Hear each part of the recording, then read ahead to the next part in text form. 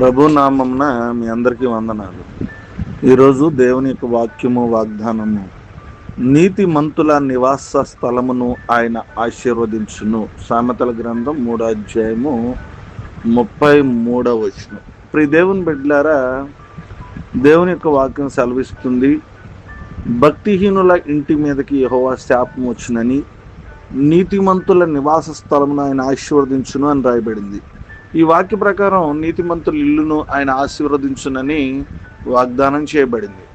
నీతిమంతులకు అనేక ఆశీర్వాదములు మరియు భక్తిహీనులకు అనేక శాపాలు కలుగుచున్నవని రాయబడి ఉంది.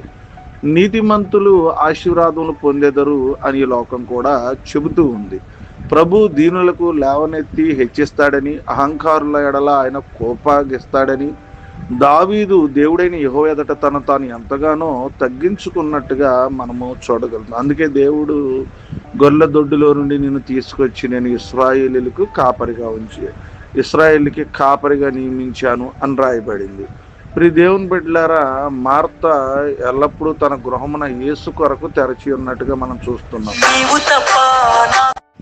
యేసు ప్రభు వారు తన గృహంలో ప్రవేశించినప్పుడు ఆమె గృహం యొక్క అద్భుతమైన చక్కని ఆశీర్వాదాన్ని పొందుకున్నట్టుగా మనం చూడగలుగుతున్నాం. ప్రభువు మాత్రమే మన ఇంటిని, కుటుంబమును, గృహమును మార్చగలుగుతాడు. ఆయనే మన ఇంటిని నిర్మించుటకు శక్తి గలవాడు. కాబట్టి మనం నీతిమంతులుగా జీవించాలి. పాపం చేయకోకుండా, భక్తిహీనులుగా లేకుండా మనం ఎప్పుడు తగ్గించుకుంటూ దేవుని చిత్తాన్ని చేసినప్పుడు ప్రభు మన గృహాన్ని ఆశీర్వదించి మధురమైన గృహంగా మారుస్తాడు. నేటి వాగ్దానం ద్వారా దేవుడు మనందరినీ దీవించును గాక. ఆమె తల వంచుకుందాం, కన్ను మూసుకుందాం. పరలోకమందున్న మా తండ్రి, మీ నామానికి స్తుతులు స్తోత్రాలు తెలియజేస్తూ ఉన్నాం. రాత్రంతా కాచారు, మరొక శ్రేష్టమైన దినాన్ని ఇచ్చారు. వేకుని లేచి మిమ్మల్ని ఆరాధించే కృప, ధన్యత, భాగ్యాన్ని ఇచ్చినందుకు మీ స్తోత్రాలు. నీతిమంతుల నాయన కుటుంబాన్ని మీరు ఆశీర్వదిస్తారన్నారు.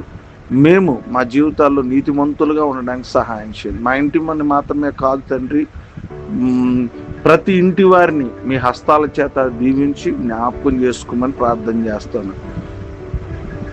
యెహోషువ అన్నట్టుగా నేనును నా ఇంటి వారును యెహోవాని సేవిస్తామన్నట్టుగా మిమ్మల్ని ఆరాధించే ప్రతి ఒక్కరు మిమ్మల్ని మాత్రమే ఆరాధించి తద్వారా ఆశీర్వదించబడే కృప దయచేయమని కోరుకుంటున్నాం. మా కుటుంబాల్లో ఉన్నటువంటి ప్రభానైనా ఐక్యత, సమాధానం, ప్రేమను కలిగి ఉండినట్టు సహాయం చేయండి.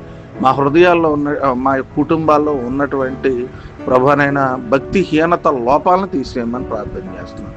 అయ్యా, శాంతి, సమాధానాలు, దీవెనలు మా యొక్క కుటుంబాల్లో ఉంచమని కోరుకుంటున్నాం. నైనా మమ్మలను, మా కుటుంబాలను జ్ఞాపకం చేసుకుని ఈరోజు వివాహ దినాలు, పుట్టినరోజులు, అనారోగ్యాలు, ఆర్థిక సమస్యలు, స్కూల్కి వెళ్తున్నప్పుడు పిల్లలు, నైనా కాలేజీకి వెళ్తున్నప్పుడు, ఉద్యోగస్తులు ప్రభు వారి పనుల్లో ఉంటున్నప్పుడు, వ్యాపారస్తులు వారి అవసరతలో ఉంటున్నప్పుడు మీరే సహాయం చేసి వర్షాల విషయంలో జ్ఞాపకం చేసుకుని ఈ దినమంతా దీవెనలతో మమ్మల్ని, మా కుటుంబాలను నింపమని యేసు నామమున నడిచినాం తండ్రి. ఆమేన్.